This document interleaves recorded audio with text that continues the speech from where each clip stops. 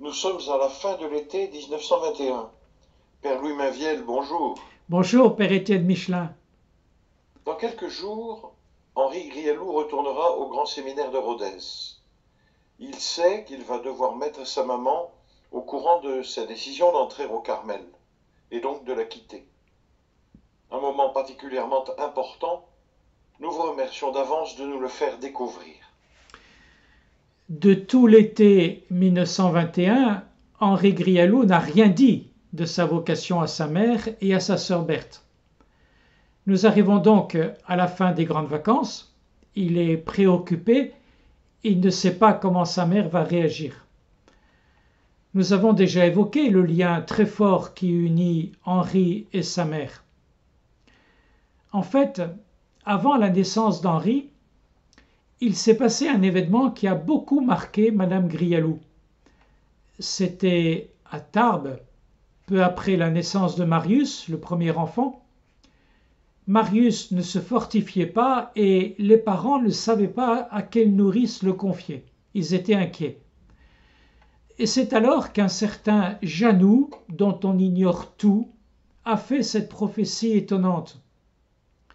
Vous aurez encore un fils particulièrement intelligent.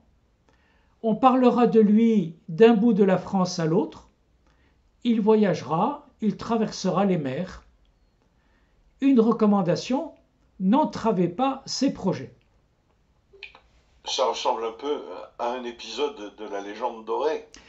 Et pourtant, ce n'est pas une parole qu'on invente après coup pour exalter un saint. Cette prophétie est vraiment historique, car le père Marie-Eugène en reparlera plusieurs fois, en particulier à sa mère en 1922, alors qu'il a 27 ans et qu'il n'a encore ni voyagé, ni traversé les mers, et qu'on ne parle pas encore de lui d'un bout de la France à l'autre.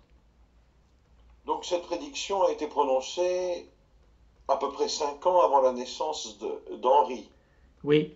Et Madame Grialou est restée profondément marquée par cette parole qui avait de quoi la faire rêver. Elle aimait la raconter à Henri enfant. Aussi, lorsque Henri a quitté le Gard, mais pas encore l'Aveyron, quelques jours avant son départ pour le Carmel, il écrit à sa mère: le bon Dieu permettra que tu vois la réalisation de tous ces beaux rêves que tu formais pour moi lorsque j'étais petit et que tu aimais me rappeler. Souviens-toi de cette parole qu'on te dit autrefois avant ma naissance. Laissez-le faire, n'entravez pas ses désirs, et la suite que tu connais. En quelque sorte, Henri portait l'espérance de sa mère pour son avenir. Alors, en plus, on a dit qu'il y avait une affinité particulière entre sa mère et lui. Henri, paraît-il, avait quelque chose des Mirales, la branche maternelle. Il y a un souvenir du père Marie-Eugène qui en dit long sur l'amour que sa mère lui manifestait et aussi sur la force, pour ne pas dire la puissance, de l'affectivité de Madame Grialou. Il a raconté: quand j'étais tout petit, maman m'aimait énormément. J'avais 2 ans, 2 ans et demi, je couchais dans la chambre à côté. Le dimanche, elle m'appelait de son lit: Rico, Rico. J'étais un gros petit bonhomme. Viens, viens. Je grimpais sur son lit. Elle me mangeait, m'embrassait. Je sentais que je lui donnais de la joie. Cette expérience de l'amour maternel permet de mesurer probablement le poids des mots qu'il a utilisés dans un sermon qu'il a prononcé le 8 août 1921 à Seignac sur la Sainte Vierge. Il évoquait l'amour de Marie pour Jésus et il décrivait cet amour maternel par excellence, l'amour de la Sainte Vierge, comme l'amour le plus violent à la fois et le plus tendre qui existe. Un amour violent et un amour tendre. Oui, c'est une phrase qui en dit probablement long sur l'amour maternel de Madame Grialou et aussi sur l'impression comblante qu'en retire Henri. Mais avec l'expérience, le père Marie-Eugène n'emploiera plus l'expression très ambiguë de l'amour maternel violent. Mais alors, pour Madame Grialou, c'est quand même autre chose que simplement un rêve. C'est une évidence pour elle que de finir ses jours avec son fils prêtre à le servir dans son presbytère. Elle s'était faite à cette idée et elle n'imaginait pas qu'il puisse en être autrement. On l'a vu, c'est probablement cette perspective qui faisait frémir Henri au petit séminaire lorsqu'il se demandait si le Seigneur l'appelait à partir au loin comme missionnaire, donc en quittant sa mère. Mais pour Henri, la volonté de Dieu passe avant tout. Et puisque la séparation est inéluctable, il doit y préparer sa mère, mais il veut absolument le faire en douceur. Comment va-t-il s'y prendre? Déjà une semaine après son appel impératif pour le Carmel, il a été ordonné sous-diacre. Et ce 18 décembre 1920, il a offert à sa mère une image de Marie recevant sur ses genoux le corps crucifié de Jésus. Et il le rappellera à sa mère au moment de son départ pour le noviciat des Carmes. Il lui écrira « Rappelle-toi cette image que je te donnais à mon sous-diaconat. Offre comme elle, comme Marie, ton enfant au bon Dieu pour le salut des âmes. » Et puis, plus tard, le 30 décembre 1920, il a offert ses vœux à sa mère et à sa sœur. Et là encore, il les a préparés en les invitant à faire confiance en Dieu qui les a toujours accompagnés. Il leur a écrit « Vous vous êtes rendu compte par le passé que la Providence ne nous a jamais manqué et a toujours arrangé les événements de telle façon que tout s'est réalisé selon nos désirs. » C'est ainsi alors qu'il faut accepter les événements que la Providence pourrait susciter. Eh bien, c'est ce qui lui permet de continuer. Il dit « Nous n'avons pas le droit de douter de l'avenir, même s'il se présentait à certaines périodes sous un aspect peu intéressant et s'il semblait à un moment que tous nos projets ne dussent pas se réaliser. » Et là, évidemment, il s'agit des fameux projets, des doux rêves que Mme Grialou faisait depuis l'enfance d'Henri. Henri continue « Il faut avoir confiance. Et c'est la confiance que je vous souhaite au début de cette année. Que cette confiance en la Providence vous donne la joie, le calme et la paix. Ne vous tourmentez pas, mais soyez toujours bien calme. » Finalement, c'est comme cela qu'il commençait déjà à les préparer dès décembre 1920. Et puis ensuite, 1921, il passe toutes les grandes vacances de l'été auprès de sa mère et de sa sœur Berthe, sans rien leur dire. L'atmosphère devait être un peu étrange. Il ne peut pas envisager un instant de faire de la peine à sa mère, encore moins de la contrarier. Et il met toute sa confiance en la Sainte Vierge. Il est sûr qu'elle fera un miracle pour que sa mère accepte son départ au Carmel. Alors, il choisit une fête mariale pour parler, Notre-Dame du Rosaire. On la célèbre le premier dimanche d'octobre, le 2 en cette année 1921. Or, c'est aussi le dernier jour des vacances. Peut-être est-ce le signe qu'il a retardé au maximum le moment redouté. Et pour l'entretien, il a demandé une relique mariale, un morceau de voile attribué à la Sainte Vierge. La basilique de Sédiac et la cathédrale de Rodez en possèdent. Et le père Marie-Eugène racontera plusieurs fois ce moment douloureux de l'annonce qu'il a faite à sa mère, qui était âgée à ce moment-là de 57 ans. Il dira « Le coup fut terrible. Elle est tombée évanouie. On l'a mise sur son lit. » Comment connaissons-nous tous ces détails? Alors, lui, il l'a raconté, mais dans la maison des Grialou habitaient plusieurs familles locataires, et parmi elles, la famille Besse. Et c'est Denise Besse, alors enfant, qui racontera la scène à laquelle elle a assisté. Henri appelle la mère de Denise. « Célestine, venez vite, maman se trouve mal. » Madame Bess fouette le visage de Madame Grialou avec une serviette humide et lui demande: Mais qu'est-ce qui vous arrive? Je vous raconterai ça un peu plus tard, répond Madame Grialou. Et de son côté, Berthe va chercher du tilleul à l'épicerie de Madame Grand, qui lui demande: Mais vous avez quelqu'un de malade à la maison? Et Berthe lui répond: Nous venons d'apprendre qu'Henri doit partir à Fontainebleau et maman est dans tous ses états. Et le père Marie-Eugène racontera: Maman est restée anéantie pendant une journée entière. Elle faisait des gestes pour me repousser quand je m'approchais. Et dans son délire, elle me maudissait. Elle faisait avec la main le signe de m'en aller. Qu'il parte, disait-elle, qu'il parte, mais que je ne le vois plus, il me fait trop souffrir. Ces souvenirs, racontés 30 à 40 ans plus tard, correspondent de fait aux impressions du moment. En effet, dans une lettre écrite le lendemain, 3 octobre, à Gabriel Saint-Hilaire qui vient de perdre son père, Henri laisse deviner quelque chose.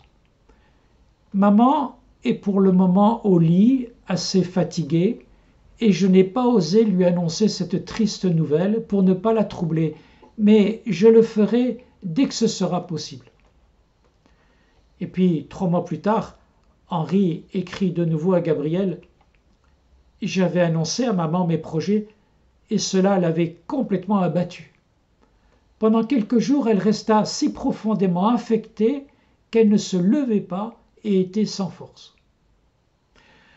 Alors, est-ce à ce moment-là que sa mère s'est révoltée? Elle lui a dit: Tu peux partir, je serai morte avant que tu ne sois à Cap-de-Nac. Je me serai suicidée. C'est une phrase terrible. Oui. Mais pourquoi Cap-de-Nac? Cap-de-Nac est un nœud ferroviaire connu, car pour aller de Villefranche-de-Rouergue à Rodez, on va au nord de l'Aveyron jusqu'à Cap-de-Nac, puis on change de train pour redescendre au sud-est jusqu'à Rodez en passant par Aubin et Cransac qui sont à côté du Gard. Mais enfin, Avon n'est pas du côté de Rodez. Non, mais pour rejoindre le noviciat d'Avon, c'est-à-dire il faut aller à Paris, et Henri devra donc prendre le train de Paris qui quitte l'Aveyron justement à Cap-de-Nac en empruntant le pont sur le Lot. Et Madame Grialou connaissait Cap-de-Nac et son pont, puisqu'elle prenait le train, elle aussi, de Villefranche à Rodez. Et le père Marie-Eugène a raconté cette histoire une autre fois, mais avec une variante.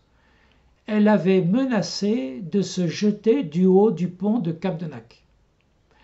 En fait, les deux versions sont possibles, car il semble bien que Madame Grialou ait gardé cette pensée suicidaire pendant 5 mois, jusqu'au départ d'Henri.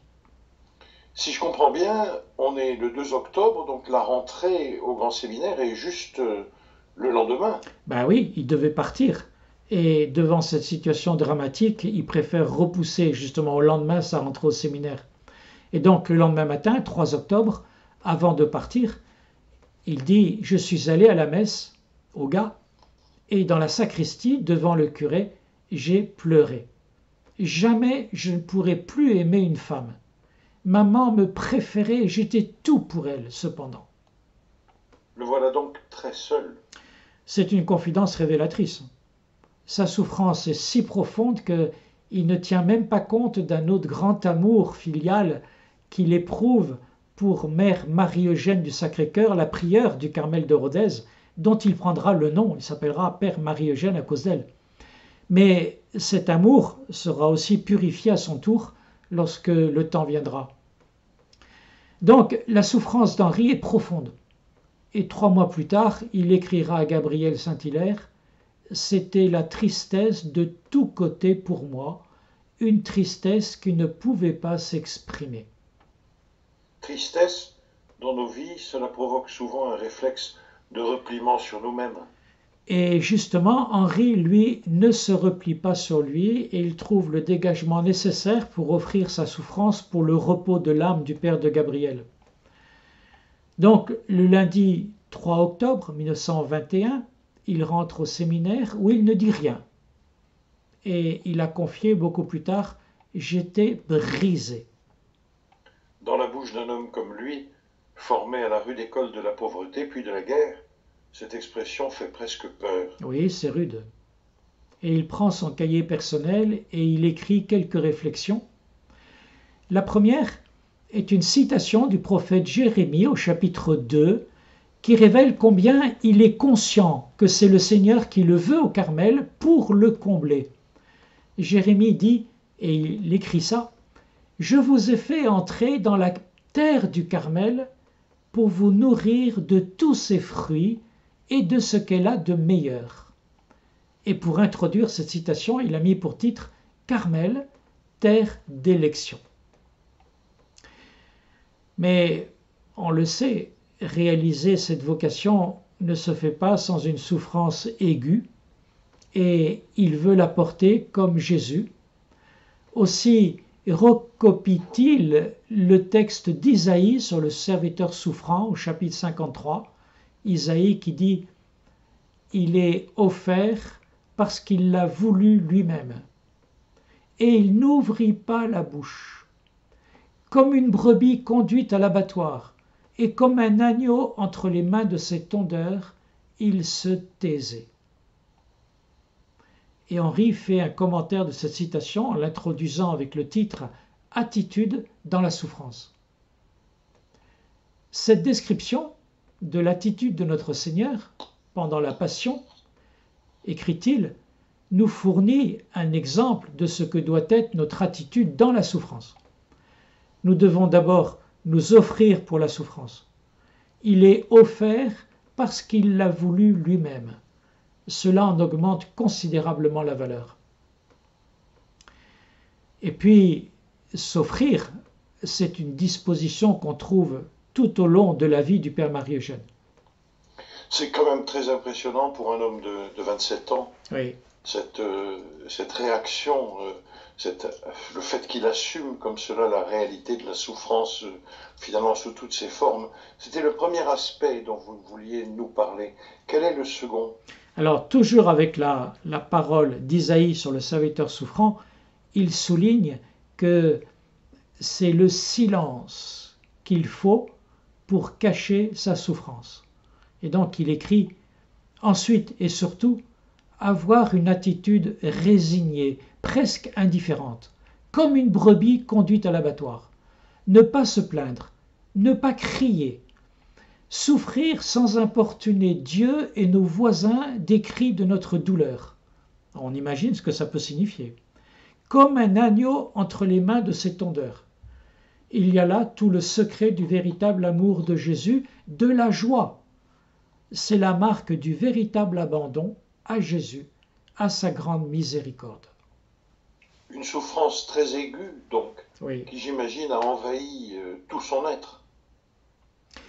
Et alors, la suite de ces notes nous révèle qu'il a même l'impression que Jésus le repousse. Il écrit « Cette attitude de joie et d'abandon dans la souffrance est difficile à saisir en certaines circonstances, surtout lorsqu'un événement quelconque nous éloigne de Dieu, que Jésus semble nous repousser dans notre élan vers lui. » Plus tard, il sera capable de comprendre l'action divine dans cette souffrance. Et voilà ce qu'il expliquera en 1930 à une jeune femme de Rhodes qui l'accompagne spirituellement. « Quelles que soient vos impressions douloureuses, il n'est pas exact que vous soyez actuellement sous l'action d'un Dieu irrité qui vous rejette. C'est l'amour miséricordieux auquel vous vous êtes livré qui vous a prise pour vous purifier, augmenter les capacités de votre âme et aussi agir par votre souffrance dans d'autres âmes. » J'ai l'impression, en vous écoutant, que ce qu'il dit à cette personne est quelque chose qui sera comme un leitmotiv durant toute sa vie. C'est pratiquement tout ce qu'il enseignera à propos des purifications, des nuits, que la souffrance est là en fait pour purifier profondément et que la souffrance est féconde. Et surtout... Mais alors, revenons donc à ce dernier trimestre 1921. Alors, lui qui a toujours perçu la proximité de Dieu, il se pose évidemment la question du sens de la souffrance, dans cette impression de solitude. Et donc il écrit dans son cahier, avec comme titre Martyr de l'amour. Comment accepter de rester éloigné de lui, d'être condamné à ne plus boire à cette source de lumière et de joie? C'est peut-être là le martyr de l'amour qui ne peut pas se satisfaire, qui paraît condamné à vivre désormais solitaire, éloigné de son bien-aimé. Cette question, elle rejoint chacun de nous, me semble-t-il, à des degrés divers, selon des modalités particulières à chacun. Mais vous nous avez montré à quel point Henri est déjà uni à Jésus. Mais comment est-il possible que Jésus disparaisse ainsi de son champ de conscience? Henri donne la solution à cette question avec des accents qui rappellent la petite Thérèse. Il écrit « Jésus se fait désirer pour se faire aimer davantage. Et cette souffrance est peut-être la meilleure de ses grâces, puisqu'elle est la plus capable d'augmenter son amour. » Alors, dans nos prochains entretiens, nous verrons comment Henri Grielou va vivre les 4 derniers mois passés au séminaire. On imagine sans peine que ce qu'il vient de vivre auprès de sa maman continuera à le tourmenter en quelque sorte et qu'il aura besoin de toute sa confiance en Dieu pour continuer son propre chemin. Père Louis Mainvielle, merci beaucoup et à bientôt pour la suite de nos entretiens. Au revoir et à bientôt.